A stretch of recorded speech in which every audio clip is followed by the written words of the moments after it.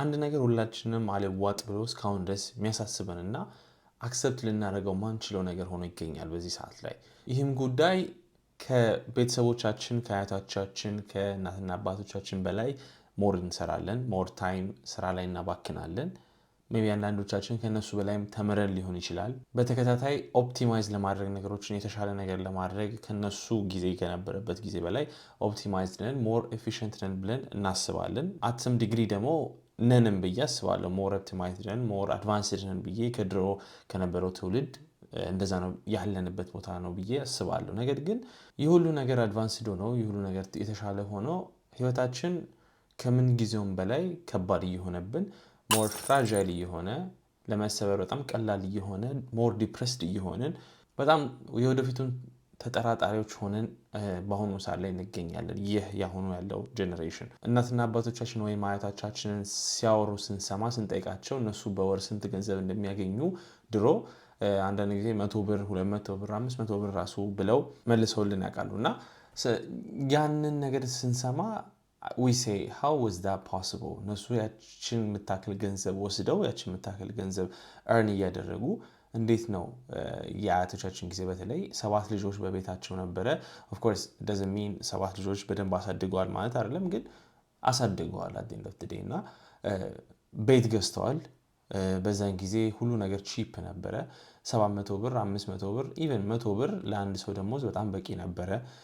in the household በአንድ ቤት ውስጥ ሁለቱም ሰው መስራት የለበትም ነበረ። የአንድ ሰው ደሞዝ ለሁለቱም በቂ ነበረ፣ ለልጆች ለቤተሰብ እንደውም ተርፎ ቁጠባ ያደርጉ ነበር። እና how is that possible? what went wrong? ምን ተሳሳተን እኛ? ለምንድን ነው እነሱ እንደዛ ኤፊሽንት የነበሩት እኛ ደግሞ እንደዚህ በጣም ኤፊሽንሲያችን በጣም ሎ የሆነው? የነሱ እንዴት እንደዚህ የሚገርም ዘመን ነበረ፣ ለምን እኛ አስተበላሸ? እኛ ከነሱ አንፃር ቤት የለንም፣ በቤት ኪራይ ነው የምንኖረው። ልጆች ለመውለድ ስናስብ የኢኮኖሚ ጉዳይ ያሳስበናል። we're not that much free to have children። ገንዘብ ለመቆጠብ ስትራግል እናደርጋለን። ከነሱ ደብል እየሰራን ቢሆንም የነሱን ያክል ደግሞ ሪላክስድ ላይፍ መኖር አልቻለም። በዚህ ቪዲዮ አንድን ጄኔሬሽን ብሌም ልናደርግ፣ አንደኛውን ልናሞግስ፣ አንደኛውን ደግሞ ልናጣጥል አይደለም የመጣንበት ዋነኛው ዓላማ የቱ ጋር የተሳሳት ነው? ምን ተለያየ? ከዛኛው ጄኔሬሽን እና ከዚህኛው ጄኔሬሽን ምን ልዩነትን አመጣው? እንደዚህ የሆንበትን ሲቹዌሽን እዚህ ቦታ ላይ እንድንደርስ ምክንያቱ ምንድን ነው የሚለውን ከሶርሱ ከምንጩ ገብተን ዲቴይል አድርገን የነዚህን ምክንያቶች ብዬ ማስበው እኔ አትሊስት ፐርሰናሊ የኢኮኖሚክ ኮንሰፕቶችን የወሰድንበት ነው ብዬ ስለማስብ በኢኮኖሚክስ አይን በዛ መነጽር ይህንን መነጽር ሁላችን የምናደርግና የኢኮኖሚክ መነጽሩን ዛሬ የማስረድባችሁ መንገድ ለዚህ ሁሉ ጥያቄያችን መልስ እናገኛለን ብዬ አስባለሁ። ኦፍኮርስ በዚህ ቪዲዮ መጨረሻ ላይ ደግሞ ሶሉሽን ነው ብዬ የማስበው ነገር በአሁኑ ዘመን ላይ ደግሞ እንዴት የተሻለ አኗኗር መኖር እንደምንችል ይህንን አሁን ያለንበትን የፊያት ስታንዳርድ ሲስተም ውስጥ እንዴት ኤፊሽንት ልንሆን እንደምንችል በቪዲዮ መጨረሻ ላይ ስለማስረዳችሁ ቪዲዮን በደንብ መከታተላችሁን እንዳትረሱ። ወደ ቪዲዮ በቀጥታ ይህንን ኤፒዴሚያ ወይም ጉዳዩን ይህንን ችግር በደንብ እንዲገባንና በደንብ እንድንረዳው የሚያስፈልገን ነገር ሁለት የኢኮኖሚክ ሃውስ ኦፍ ኮንሰፕቶች ናቸው። የመጀመሪያው ኬይንዚያን ኢኮኖሚክስ ተብሎ የሚጠራው ነው። ሁለተኛው ደግሞ ኦስትሪያን ኢኮኖሚክስ። ሁለት በጣም ኢምፖርታንት የሆኑ የኢኮኖሚክ ቷት ቤተሰቦች ናቸው። በጣም በእርስ በርሳቸው ተቃራኒ ናቸው። ፊሎሶፊያቸው በጣም የተለያየ ነውና በአንደኛው ሲስተም እየኖርን ነው አሁን፣ በሌላኛው ሲስተም ደግሞ ኢግኖር አድርገ ነው ጭራሽ መኖር ኤግዚስተንሱን እኔ ራሴ በቅርብ ጊዜ ነው ያወቅኩትኝና ብዙዎቻችን ላናቀው እንችላለን፣ ሰምተ ነው ላናቀው እንችላለን። ይሄ ኦስትሪያን ኢኮኖሚክስ አካዳሚ ኦፍ ቶት እና ሁለቱን በደንብ ኢንቨስቲጌት ምናደርግ ይሆናል። የትኛው አሁን ላይ እየኖርን ነው፣ የትኛው ደግሞ ሌላ ያኗኗር ዘዴ ኦፈር ያደርግልናል የሚለውን በደንብ እንመለከት ይሆናል። ሰላም ኤቭሪባዲ፣ ሮቤል አለሙ ነኝ። ይህ ቢትኮይን ኢትዮጵያ ነው። በዛሬው ቪዲዮ የኬይንዚያን ኢኮኖሚክስ እና የኦስትሪያን ኢኮኖሚክስ ቤተሰቦችን የአስተምህሯቸውን በደንብ ኢንቨስቲጌት የምናደርግ ይሆናል። ብዙ ሰዎች ስለ ኢኮኖሚክስ ስናወራ ስለ ቻርቶች ወይም ስለ ኢንፍሌሽን፣ ስለ ኢንተረስት ሬት፣ ስለ ጂዲፒ እንዲሁም ደግሞ ስለ ቴክኒካል ላንጉጅ የቴክኒካል ቋንቋ ነው ብለው ነው የሚያስቡት ስለ ኢኮኖሚክስ ስናወራ። ነገር ግን እኔ የማስበው ኢኮኖሚክስ ዓለማችንን የምንመለከትበት መነጽር ነው ብዬ አስባለሁ። ምክንያቱም ኢኮኖሚክሱን ስናውቀው ዓለማችንን እንዴት እና በየትኛው መንገድ እየተመራ እንደሆነ መመልከት በደንብ እንችላለን። የትኛው ፓርቲ ዓለምን እንደሚመራ፣ የትኛው የዓለም ባለስልጣን ዓለምን እንደሚቆጣጠር አይደለም እንጂ የሚወስነው በዓለማችን ላይ የምንኖርበት አሁን ላይ ኤግዚስት የሚያደርገው ኢኮኖሚክስ ሲስተም በጣም የህይወታችንን ኑሯችንን ሙሉ ለሙሉ በጣም ኢንፍሉዌንስ ያደርጋል ብዬ አስባለሁ። በዚህ ጉዳይ ላይ ከማውራት በፊት ይህንን ቪዲዮ ሄዳችሁ ብትመለከቱት ከባድ ገንዘብ እና ቀላል ገንዘብ ላይፋችን ላይ እየሰጡንና ህይወታችን እንዴት እንዳከበዱብን በደንብ ኢንቨስቲጌት ያደረግንበት በደንብ ያስረዳውበት ቪዲዮ ነው እና ሄዳችሁ መመልከት ትችላላችሁ።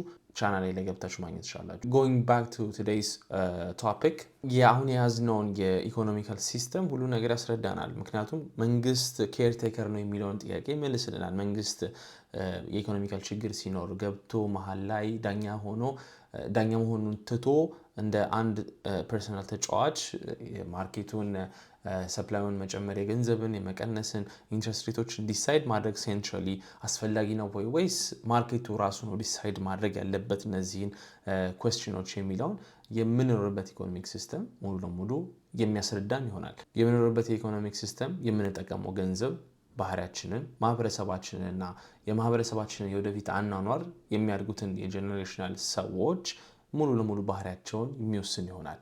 ይህ ወደዳችሁም አልወደዳችሁም እውነት የሆነ ነገር ነው። ኬኔዚያን ኢኮኖሚክስ እና አውስትሪያን ኢኮኖሚክስ በጣም ሁለት የተለያዩ አስተምህሮ አይነቶች ናቸው። አንደኛው መንግስት በመሀል ገብቶ ኢኮኖሚውን ስቲሙሌት ማድረግ አለበት፣ መንግስት ሴንትራሊ ኢንትረስት ሬቶችን ዲሳይድ ማድረግ አለበት ብሎ የሚያስብ ነው። ሌላኛው ደግሞ ገበያው እርስ በራሱ ራሱን ያጸዳል፣ የማርኬት ሪሴሽኖች ሲኖሩ መጥፎ የሆኑ ኢንቨስትመንቶችን አጽድቶ ከማርኬቱ ያወጣል፣ ጥሩ የሆኑትን ነገሮች ግን ይዞ ይቀራል ብለው ያስባሉ። እነዚህን ሁለት ኮንሰፕቶች በደንብ አብረን ስንረዳ የኢኮኖሚክስ ቶፒኮችን ብቻ አይደለም የምናነሳው፣ ዓለማችን አሁን ያለበት ሁኔታ ላይ እንዴት ደረሰ የሚለውንም ጥያቄ ይመልሱልናል። ወደ መጀመሪያው እንሂድ። የመጀመሪያው ግሩፕ ኬኔዚያን ኢኮኖሚክስ አሁን ያለንበት፣ አሁን ሁላችንም በተለይ በእኛ እድሜ ያላችሁ ሰዎች በጠቅላላ ተወልደን ያደግንበት ሲስተም ነው። ይህ ሲስተም እስከዛሬ ድረስ ለዘላለም የነበረ ሲስተም አይደለም፣ ቅርብ ጊዜ የመጣ ሲስተም ነው እና don't think that it has existed forever። የዚህ የኢኮኖሚክስ ሲስተም ደግሞ የመጀመሪያው ያመጣው ሰው የነበረው ጆን ሜይናርድ ኬይንስ የተባለው ሰው ነበረ። ይህ ሰውዬ በጣም ትራውማቲክ የነበረ የኢኮኖሚክ ሲቹዌሽን ውስጥ ነበር ተወልዶ ያደገው እና ማለትም ግሬት ዲፕሬሽን ተብሎ የሚጠራው በሞደርን ሂስትሪ በጣም ከባድ የነበረበት በኢኮኖሚ በጣም አስቸጋሪ የሆነበት ጊዜ ላይ ነበረ ኤግዚስት ያደረገው ይህ ፕሮፌሰር። በዛን ጊዜ ፋብሪካዎች ምንም መስራት አልቻሉም ነበረ። ስራቸው በጣም ቆሞ ነበረ። ሰው መቅጠር አልተቻለም ነበረ። ሰው ገንዘቡን ስፔንድ ማድረግ ሙሉ ለሙሉ አቁመው ነበር። ኢኮኖሚ በጣም ከባድ ክራይሲስ ገብቶ ነበር። የሰው ፍላጎት ወይም ዲማንድ ተብሎ የሚጠራው ነገር ሙሉ ለሙሉ ኮላፕስ አደረገ። ስለዚህ ገንዘብ ሰርኩሌት ማድረግ ማርኬት ውስጥ ቆመ። ግሬት ዲፕሬሽን ተብሎ የሚጠራው ጊዜ ነበረ። የሱ ለዚህ ችግር ምክንያት ነው ብሎ የሚያስበው ይህ ኬይንስ የሚያስበው አስተሳሰቡ ችግሩ የክህሎት ወይም የስኪል ወይምና የሪሶርሶች ማነስ ሳይሆን የዲማንድ ማነስ ነው። ማርኬቱ ላይ ገንዘብ ስለሌለ የሚያወጣ ሰው ስለሌለ ኢኮኖሚ በጣም ስሎዳውን አደረገና ለክራይሲሱ ምክንያት ሰው አለማውጣቱ ገንዘብ ነው። ለዚህም ደግሞ ሶሉሽን የነበረው የሱ መንግስትን መሀል ላይ ቆሞ ዳኛ ከመሆኑ ይልቅ ሌላ እንደ ሶስተኛ ተጫዋች ሆኖ በማርኬት ውስጥ በገበያ ውስጥ እንዲገባና መንግስት እንደ አንድ ኢንዲቪጁዋል ስፔንደር እንዲሆን ገቨርንመንት ስፔንዲንግ አስገብቶ ኢንተረስት ሬቶችን በማውረድ ሰዎች ለመጣው ችግር ብድርን በቀላሉ እንዲበደሩና ስፔንድ እንዲያደርጉ ማበረታታት ነበር የሱ አስተምህሮ። ይህ አስተሳሰብ የመንግስትንና የኢኮኖሚክስን አመለካከታቸውን እና ሪሌሽንሺፓቸውን ሙሉ ለሙሉ ሪቮሉሽናይዝ አድርጎ ቀየረው። ከዛን ጊዜ ጀምሮ ኢንፍሌሽን እንደ ቱል ተደርጎ እንደ አንድ መሳሪያ ተደርጎ መጠቀም ተጀመረ። ብድርን ማበረታታት ጀመሩ። ከዛ ጊዜ ጀምሮ ቁጠባ ፓኒሽመንት ማግኘት ጀመረ። በኢንፍሌሽን ወይም በዋጋ ግሽበት የምንለው ኮንሰፕት ማለት ነው።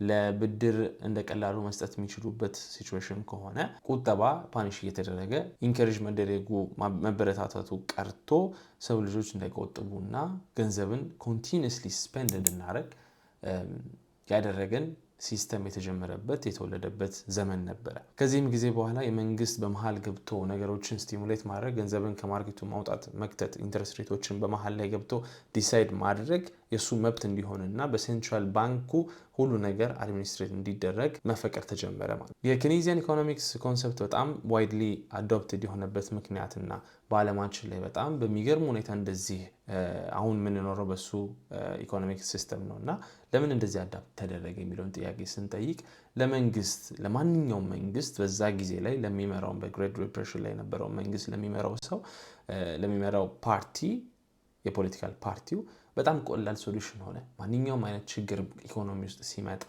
የሰው ልጆች መጀመሪያ ማለትም የሚመራው ሰው ለመንግስቱ የሚልበት የመጀመሪያውና ዋነኛው ችግር ኢኮኖሚው ሲበላሽ ነውና ለማንኛውም ኢኮኖሚክ መበላሸት ችግር ቀላል ሪስፖንስ ሆነላቸው። በእነሱ ጊዜ ላይ የአጭር ጊዜ ችግሩን አክሰፕት ማድረግ ይተውና ማለትም አሁን ለምሳሌ አንድ መንግስት የሚመራው ለ4 ዓመት ነው አይደለ?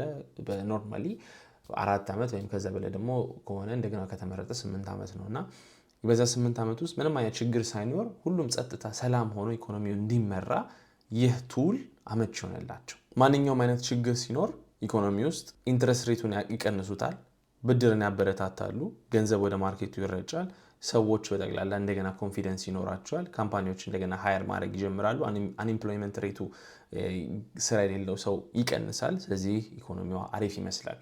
አሁን የነበረውን ችግር ወደፊት በማስተላለፍ በሚቀጥለው የሚመጣው የፖለቲካል ፓርቲ በማስተላለፍ አሁን ላይ እነሱ የሚታወሱት ሪሜምበር የምናደርጋቸው በጣም አሪፍ ጎልደን ኤጅ የነበረበት ለምሳሌ የኦባማ ልትሉ ትችላላችሁ፣ የባይደን ልትሉ ትችላላችሁ፣ የትራምፕ የ2018 ማንዴት የዛን የነበረውን ልትሉ ትችላላችሁ እና ሁሉም በጠቅላላ ሁሉንም ብናወራ ሁሉም ገንዘብ አትመው ሞር ኤግዚስተንሱን የዶላርን ጨምረው ኢንፍሌት አድርገውት ነው ሄዱት እና ኢንፍሌት አድርገው ሲሄዱ ችግሩን ወደሚቀጥለው ሰው እያስተላለፉ ነው የሚሄደው። ለዛም ነው ይህንን ሰርክል ማቆም አይቻለው። ልክ ይህንን የሚዞረውን ሰርክል ስታቆሙት ሙሉ ለሙሉ ሲስተሙ ብሬክ ያደርጋል።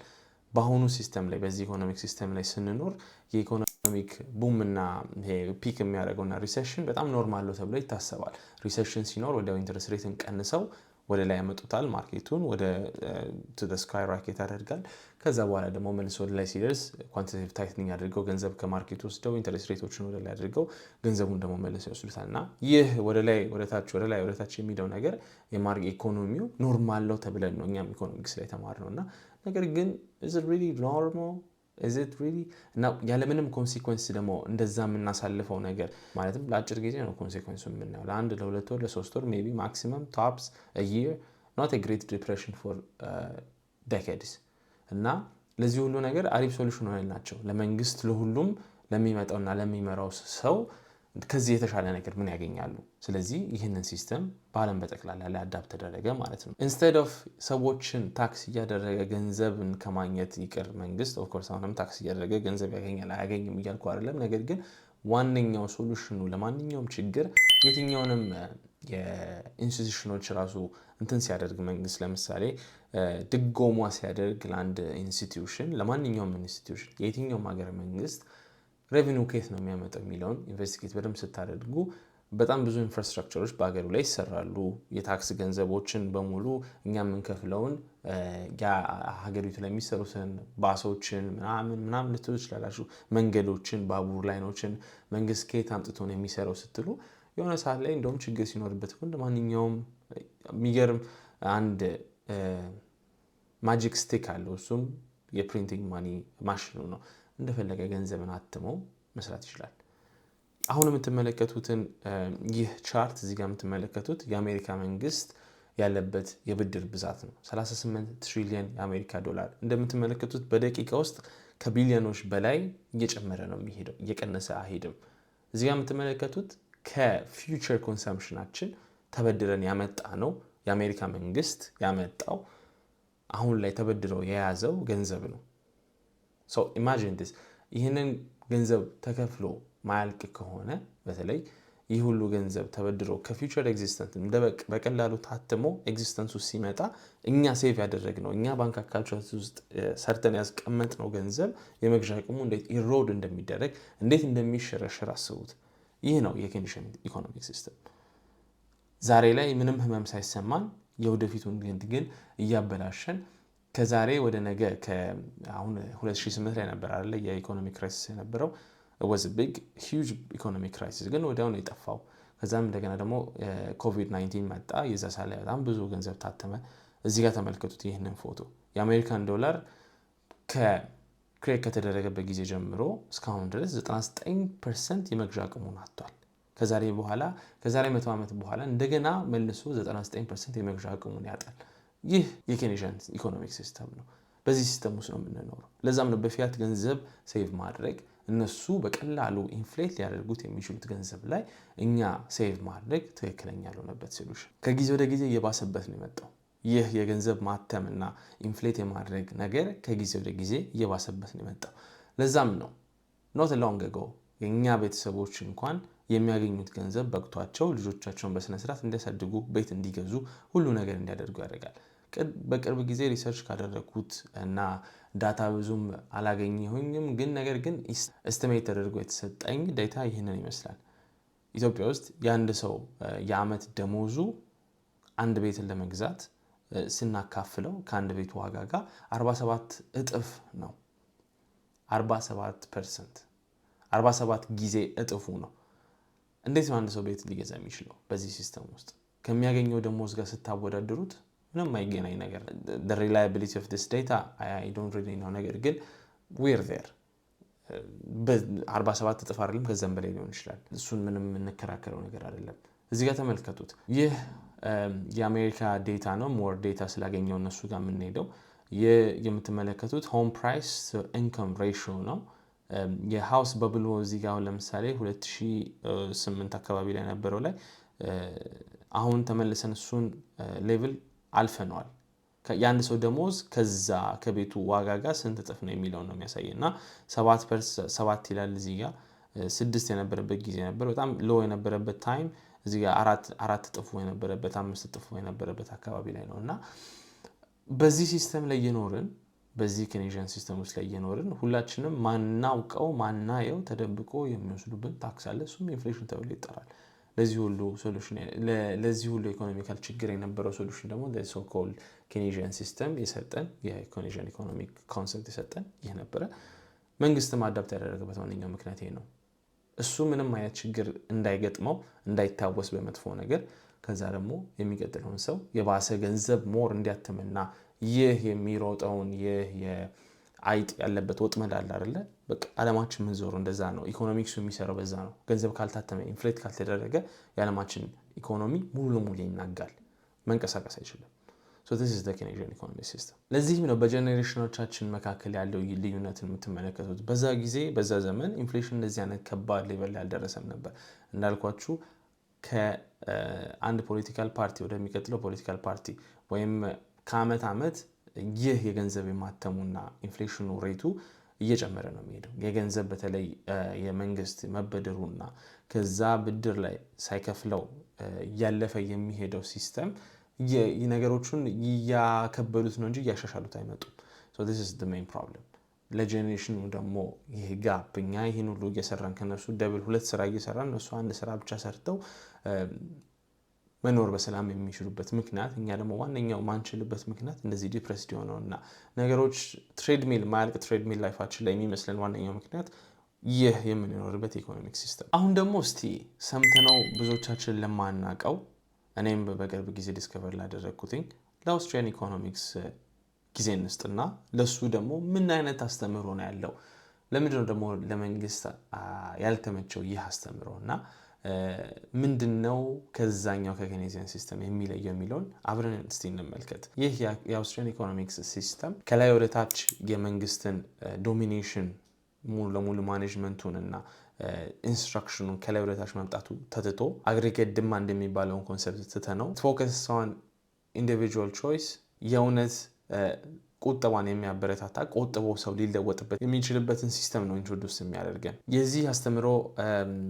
ሜን አስተማሪዎች የነበሩት ቮን ሚሴስ እና ፍሬድሪክ ተብለው የሚጠሩ ሁለት ሰዎች they argued እነሱ የሚያስተምሩን የነበረው ገበያው የሆነ ኮምፕሌክስ የሆነ ነገር እርስ በራሱ ማንም ሰው በመሃል ገብቶ የሚሰራ ስትራክቸር ነው ብሎ ነው የሚያስረዳን። ሴንትራሊ ወይም ከላይ ካለ ሰው ጋር ገብቶ መሃል ላይ የሚያስተካክለው ወይም የሚቆጣጠረው ነገር አይደለም ብሎ ነው የሚያምነው። የነገሮችና የቁሳቁሶች ዋጋ በኢንዲቪጁዋሎች በሚሊዮኖች የሚቆጠሩ የኢንዲቪጁዋሎች የፍላጎትና የአቅርቦት ሲቹዌሽን ነው የአንድንን ዋጋ ሊወስነው የሚችለው። ኖት መንግስት የሚናገረውና የሚወስነው ነገር። ማርኬትና ዲማንድ እና ሰፕላዩ እርስ በርስ በሚሊየንስ የሚቆጠሩ ኢንዲቪጁዋሎች ሃውስሆልዶች የአንድ ነገር ዋጋ ማርኬቱን ገበያውን ራሳቸውን የሚወስኑት በመሃል ማንም ሰው መግባት የለበትም ብሎ ነው የሚያስቡ። መንግስት በመሃል ገብቶ ኢንትረስት ሬቱን ወይም ደግሞ የገንዘብን አቅርቦት በመሃል ገብቶ ሲነካኩት ነገሮች በሙሉ ዲስትሮይድ ይሆናል ብሎ ነው የሚያስቡት። ያለው ካፒታል እንደዚህ በቀላሉ ታትሞ የሚመጣው ገንዘብ በመጥፎ ኢንቨስትመንቶች ላይ ሊደረግ ይችላል። ያ መጥፎ ኢንቨስትመንት ደግሞ ምንም ኮንሲኩዌንስ አይኖረውም፣ ምክንያቱም ሞር ገንዘብ ይታተማል ሲስተሙ ላይ። ይህ ነገር ደግሞ ትክክል አይደለም ብሎ ነው የሚያስቡት። ኢንቨስትመንት የሚደረገው ካፒታል የሚመጣው ሰዎች ካስቀመጡትና ሴቭ ካደረጉት ገንዘብ ነው ብሎ ነው የሚያስቡት። ስለዚህ እነዚህ ሰዎች እነዚህ ሴቭ የተደረገው ገንዘብ ወደ ትክክለኛ የሆኑ ፕሮጀክቶች ብቻ ይሄዳል ተብሎ ነው የሚታሰቡ። መጥፎ ፕሮጀክቶች ላይ በደንብ ያልታሰበበት ፕሮጀክቶች ላይ ገንዘብ ኢንቨስት አይደረግም ተብሎ ነው የሚታሰበው በዚህ ኦስትሪያን ኢኮኖሚክ አስተምህሮ። መጥፎ ኢንቨስትመንቶች ሲደረጉ ሪሴሽኖች ሀፕን ያደርጋሉ። ያ ሪሴሽን ደግሞ መጥፎ ኢንቨስትመንቶችን አውጥቶ ለቅሞ ከጥሩ ነገሩ አውጥቶ ይጥልልናል ከማርኬቱ። የዛ ሰዓት ላይ ሁሉ ነገር የተሻለ ሰዎች ለነሱ የሚጠቅማቸውን ነገር ብቻ ኢንቨስት እያደረጉ ወደ ተሻለ ፊውቸር ይወስደናል ብለው ነው የሚያስቡት። በዚህ ሲስተም ውስጥ ኢንፍሌሽን የሚባል ነገር የለም። ነገሮች ዲፍሌት ያደርጋሉ። ኢንፍሌት ሳይሆን ዲፍሌት ያደርጋሉ። አስባችሁ ታውቃላችሁ? የቁሳቁሶች ዋጋ ሲቀንስ የእናንተ በወር የምታገኙት ደሞዝ የመግዣ አቅሙ ሲጨምር it seems crazy. It seems on a paradise land that you can live and your money increases in its purchasing power. It seems unreal. I get it. የእውነት አይመስልም የማወራችሁ ነገር ግን ይህ የኢኮኖሚክ አስተምህሮ እንደዚህ ነው የሚያወራው። አሁንም ድረስ በዚህ ኢኮኖሚካል ሲስተም ብንኖር ኖሮ እኔ የኔ አያት የሚያገኘው ወይም የኔ አባት የሚያገኘው 500 ብር አሁንም ሊያኖረኝ ይችል ነበር። መኖረኝ ብቻ ሳይሆን የመግዣ አቅሙ ከድሮ ከ10 ዓመት በፊት የነበረው አሁን እየጨመረ ነበር የሚሄደው። ኢማጂን ኢት። ኢት ሲምስ ክሬዚ። ስለዚህ ይህ ኦስትሪያን ሲስተም የሚያስተምረው ቁጠባ ከኮንሳምፕሽን በፊት ነገሮችን ፕሮዲውስ ማድረግ ከስፔንድ ከማድረጋችን በፊት እንዲሁም ደግሞ የሎንግ ተርም ስታቢሊቲ ነው የሚያስተምሩት። ለምንድን ነው ይህ የኦስትሪያን ሲስተም የኢኮኖሚክ ሲስተም አዳፕት ያልተደረገው? ዋነኛው ምክንያት ይህ ሲስተም ለመንግስቶች ወይም ለማንኛውም የፖለቲካል ፓርቲ ሁሉንም ችግራቸውን ገንዘብ በማተም ብቻ ሰው የሚያደርጉት ያስረዳቸዋል። የኢኮኖሚክ ችግር ካለ በዛ ሰዓት ላይ መንግስት የእውነት የሚያገኘውን ገንዘብ ከታክስ የሚያገኘውን ገንዘብ ኢኮኖሚውን በቀላል ገንዘብ እየታተመ ሶሉሽን ለማግኘት መሞከር ብቻ ሶሉሽን እንዳልሆነ ያሳያቸዋል። በችግር ውስጥ ማሳለፍ ማንም መንግስት ስለማይፈልግ ነው።